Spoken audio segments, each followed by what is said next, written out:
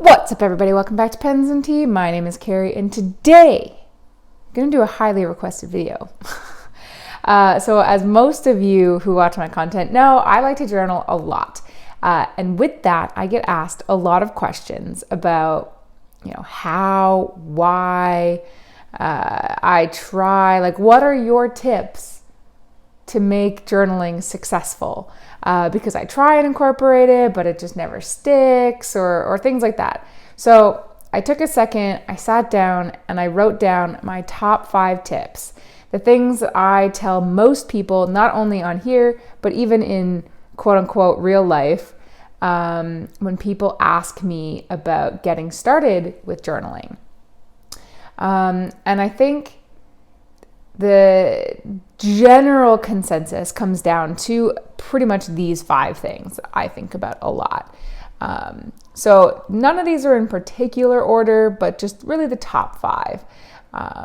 And the first one, I'll just get started. And I say, when you're getting started, don't follow a format. So if you're looking to start journaling and you hop online and you just kind of Google it, you're probably going to get overwhelmed because there's so many different styles of journaling, with the most famous one and the one that's super popular right now and has been for a while, which is of course the bullet journaling, super aesthetic and just very pleasing to the eye.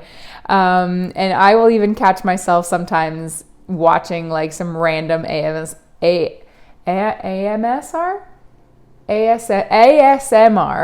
video on bullet journaling. And I'm like, how did I get here?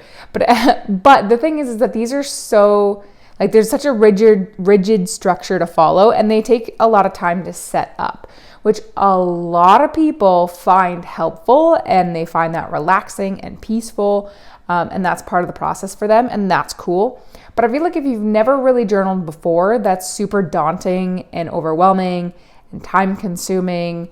And, then you got to get rulers, otherwise it's not going to look good. And then if it doesn't look good, you're going to beat yourself up and yada, yada, yada. So I say, if you've never journaled before, don't follow a format.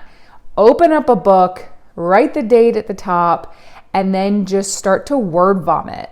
Honestly, I've been journaling for 7 or 8 years now, and that's still the format I follow. I don't follow a format. I just start writing. Typically, it will start with what I've been doing, and then we'll just evolve from there, and I let my brain just vomit onto the paper. And that works for me. I'm sorry, I just shook the camera. So while all of the other formats are cool, and I have tried them out, I don't recommend that as your first foray into journaling. The second tip kind of goes hand in hand with that first one, and that is, don't worry about what it looks like. You'll see on Instagram and YouTube and stuff like this, people that have meticulous handwriting, and it is just gorgeous to look at. And while I appreciate and also consume that content, don't worry about it. It's your journal. Are you going to really post that online? No, because it's your content. It's your soul. Most people aren't comfortable posting about what they're writing about in their journal. The people that put this content out into the world are not showing you their personal journal. They're showing you their social media journal. So don't worry about what it looks like. Your writing could be crappy. Don't worry about the length, whether that's a 10-page journal entry, whether that's a paragraph journal entry, who cares? And then most importantly, is one that I got stuck on for a while, is don't worry about, if you die and somebody is reading this. You know what I mean? Your journal is for you. If you die and somebody reads it, well, so be it. You're dead. You whatever. You don't have to worry about sounding eloquent or 100 years from now, they're going to be able to see my stuff and study human evolution or whatever. No. Don't worry about it. Open up a paper, open up your pen and just go. Just go. Don't worry about it. And then my next tip to help you with those first two is to put yourself into a comfortable environment, whether that is a bedroom, a living room, kitchen, out in the middle of a forest, in the middle of nowhere. Like, put yourself physically in a space where you feel comfortable getting a little vulnerable. Typically when I write, I'm writing about things that stress me out, that scare me, that sometimes make me happy. Like, sometimes it's all good stuff too, and you don't get vulnerable necessarily that way. But if you're in a comfortable environment, you're way more likely to continue your journal session rather than just jot down 1 or 2 sentences and then call it a day. Now, I like to get myself like in my room, a cup of tea. Sometimes I'll have music on in the background. Sometimes I just prefer silence. So it doesn't have to be this huge big thing of your environment. Just, make sure that you are comfortable, basically. Get a cozy chair, don't sit upright, things like that. My next tip is to use it as an excuse to either like if you're like us, in the fountain pen world, this is most of my channel, use it as an excuse to experiment with new pens, new ink, new paper, new nib sizes. Use it as an excuse to use your pens. If you're not a fountain pen person and you've just stumbled across this video and you're like a ballpoint and a Post-it note person, cool. Still use it as an excuse to then take time for yourself. Days are busy. The adult life is not easy. You've got work. You got if you're married or in a relationship, if you've got kids, if you've got whatever is going on in your life.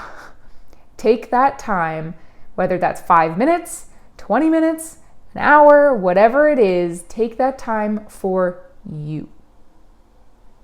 Because trust me, if you're anything like me, over time, the act of journaling will compound and really make a difference on your life. Now, admittedly, I don't journal every day anymore. But I do journal at least 3 or 4 times per week. And I went daily pretty much for 2 or 3 years. And now I'm about 3 or 4 times. And I still might do daily, like for stretches. But that sort of leads me into the 5th tip is don't pressure yourself to necessarily go every day if that isn't working for you. Don't put any pressure on your actual journaling session.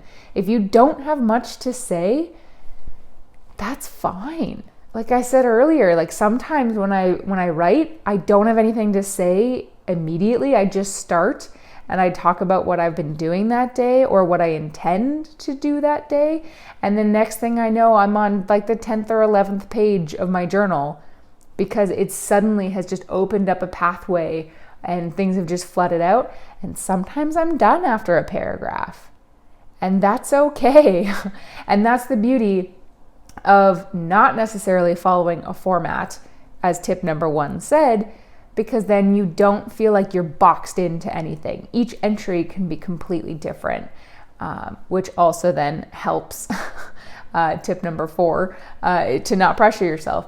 So yeah, like don't blame yourself if you don't have much to say. If you have a paragraph or 10 pages or a sentence or whatever, just enjoy the process, because much like life, every entry is going to be different, like every day is different. So those are the general tips that I tell people. Don't follow a format. Don't worry what it looks like. It does not matter, trust me. Put yourself in a comfortable environment. Use it as an excuse for time for yourself and to use your new pens. And I mean, let's face it, that's my favorite part. And then don't pressure yourself to be amazing. Because at the end of the day, this is for you. and you alone. So if you just start, you will eventually find your own rhythm, your own comfort zone, your own preferences, and you will eventually get there. And it probably won't take that long. I bet you any money. Except not really. I don't like to make bets. Unless I know I'm pretty confident that I'm going to win. Which is why I don't bet at all. Because I never feel totally confident that I'm going to win. But yeah, right. For those of you who do journal relatively often, write in the description down below any other tips that you use that you find really helpful, so that the person watching this video who's looking for them has more ideas in the comment section down below. Hit the like button if you like this video. Hit subscribe if you want to see more every Monday and Friday, and the occasional rando on Tuesday. Check out the Patreon account in the description if you want to help support me and what I do here. And as always, if you're still watching, you are the reason I make these videos, and I'll see you next time. Bye. All right, ladies and gentlemen, it is time to thank all of my VIP and above patrons. This was filmed May 2nd, so if you don't see your name and you've just started supporting me, don't worry. It will appear as soon as I can update it. So we have Mr. Daniel Roddy, we have Elizabeth, Glenn Kelly, Joan Worthman, Brian Hunter, Aaron C., Luna Wolf Games, Bobby A. Bailey, Bass, Wayley Chang, Brian Law, Lucas Bell, Aubrey Madcore, Marissa Calvo, Eric Lineman, Jessica Chow, Stephen Baldwin, Carol Lowry, Michael Simon, Sean Sturdy, Catherine Molina, Robert Myers, Bianca Andrews, Bill Pemberton, Karen Epstein, Gretchen Peters, Subiwan Kenobi, which is just the best name. She's actually presidential tier, Bianca Andrews, digitaltent.tech, and McCall Bennett Lawrence. Thank you all, regardless of the tier you choose. You will never know how much it actually means to me that you support me, my content, and what I do here. Thank you. Thank you. Thank you.